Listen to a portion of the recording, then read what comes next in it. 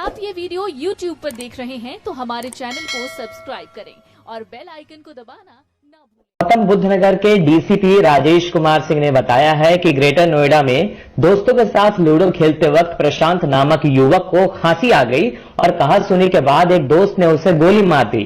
DCP के मुताबिक दोस्तों ने युवक से कहा था कि वो खांस कर कोरोना वायरस फैला रहा है। वहीं घायल युवक अस्पताल में भर्ती है और आरोपी के खिलाफ एफआईआर दर्ज कर ली गई।